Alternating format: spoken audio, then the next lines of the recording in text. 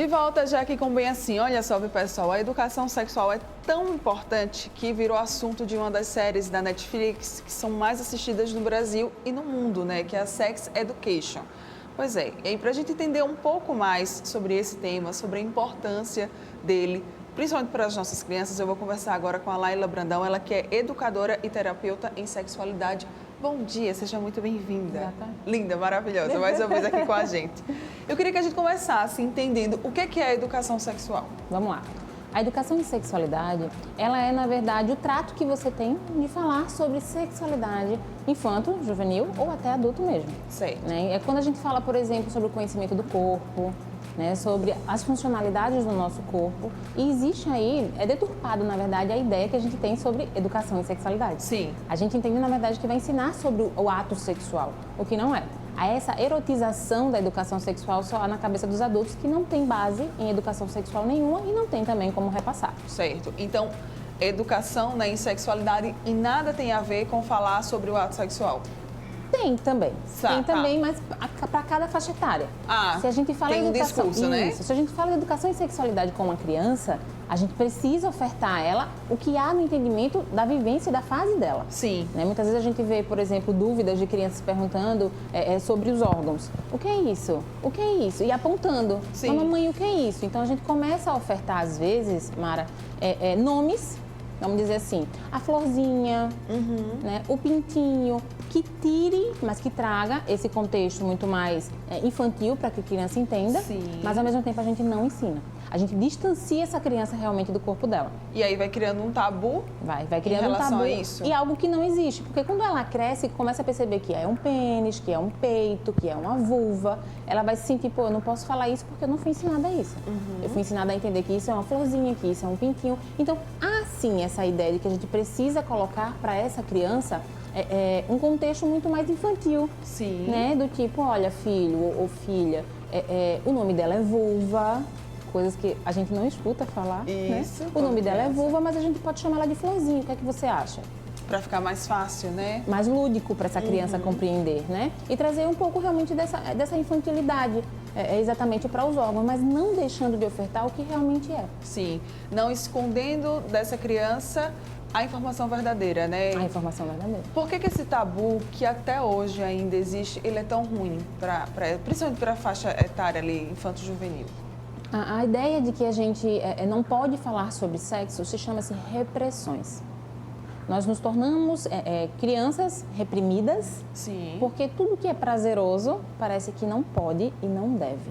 Né? Então, essas crianças crescem querendo quebrar essas repressões de forma errada e sem compreensão da informação correta. Né? Vamos ver que uma criança que não foi educada, sexualmente falando, ela cresce e começa a vivenciar a sexualidade pelos filmes pornô, pelo que escuta dos coleguinhas, né? E na escola a gente também não vê essa educação sexual. A gente vê, na verdade, uma educação de reprodução, Sim. Né? Que é algo um pouquinho diferente. É você entender, por exemplo, enquanto criança, quais são os seus limites, quem pode tocar no teu corpo, quem não pode. Isso evita, Mara, coisas assim traumáticas. Né? A gente está falando de abuso sexual, né? A gente está falando sobre colocar limites sobre você. Não, quem só pode tocar em mim é a mamãe.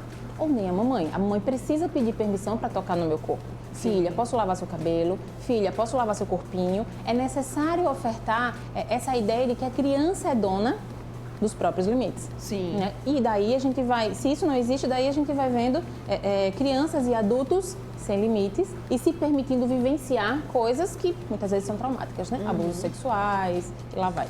Pois é, eu pergunto isso porque diversos casos de abuso sexual já foram descobertos porque crianças falaram isso, né, e falaram com precisão, com detalhes, assim também como a gente tem muitos casos de abuso sexual que passaram anos sendo totalmente velados porque as crianças elas não tinham muito conhecimento, né, como a Laila bem falou aqui, não sabia em qual parte do corpo, né, que outra pessoa poderia tocar. E aí, eu já escutei, por exemplo, já vi depoimentos de crianças falando assim, eu achava que isso era normal, que o tio podia fazer isso, né? Que o fulaninho ou que a fulaninha podia fazer isso. Já que ninguém dizia que não. Já que ninguém dizia que não. Exato. Então tá tudo certo, até porque os casos de abuso sexual, em sua maioria, né, acontecem geralmente ali no âmbito familiar, né, de pessoas mais próximas. Pessoas mais próximas. E aconteceu muito isso, né? Muito, demais.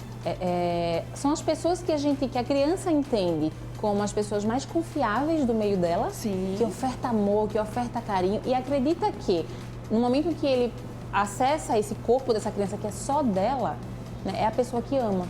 Então o amor é o abusar. Sim. Então a gente já começa a criar relações nesse contexto mais abusivo, se permitindo vivenciar relações que muitas vezes não são saudáveis. Né? E o contexto da educação sexual ele não está só nisso. A gente fala muitas vezes, Mara, em você entender esse processo de gêneros na sociedade, do respeito ao outro. No momento em que eu me oferto esse respeito de dizer, não, aqui são os meus limites, eu consigo entender também o limite do outro. Eu consigo entender, na verdade, o que o outro escolhe. Quando ele fala para mim, olha, eu gosto disso e eu quero isso, eu respeito e não preciso criar, por exemplo, a homofobia, né, que existe muito por aí.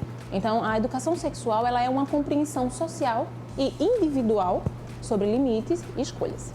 E aí a gente vê que diversas coisas podem ser evitadas, né? Quando a gente fala de educação sexual. A gente tem aí o assédio, enfim, muitas coisas, né, Laila?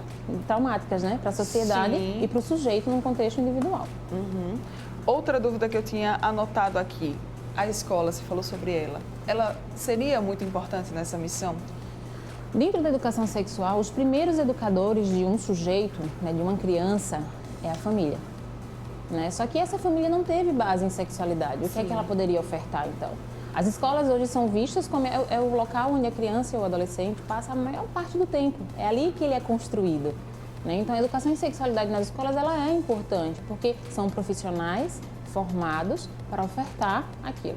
Só que existe uma polêmica imensa em relação a isso, porque a gente está falando de um contexto que é tabu e que vai depender da cultura de cada família. Então, isso pode ir de encontro a muita coisa dentro das escolas. Né? Mas o que seria ideal existir um psicólogo, educador sexual, para receber essas demandas de dúvidas, até porque nas escolas a gente vê muitas essas interações. Né? Existe um termo que a gente chama de brincadeiras eróticas infantis. É muito natural que a criança sinta prazer tocando partes do corpo e o que acontece? Tira a mão daí, não pode, não deve, vai vestir uma roupa, vai vestir uma... Sabe? Não pode. Os meninos, eles têm essa liberdade. Né? Dentro dessa cultura mais machista, que a gente fala muito mais por maior poder, né? Para esses homens, para o sexo masculino, do que para o feminino. Então, essas repressões existem, mas a educação sexual nas escolas é importante para que se dissemine, né? Pelo menos essa ideia de limites, que eu acredito que seria o primordial inicialmente. Muito bem. Qual que é a mensagem, então, que fica quando a gente fala que falar, né, sexualidade não significa ensinar a criança, né, sobre sexo?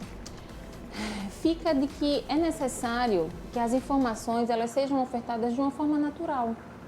Né? Se a gente entende que o sexo é algo que não pode ser falado, vamos falar até do ato sexual mesmo, né? É algo que não pode ser disseminado, a gente entende que é algo proibido.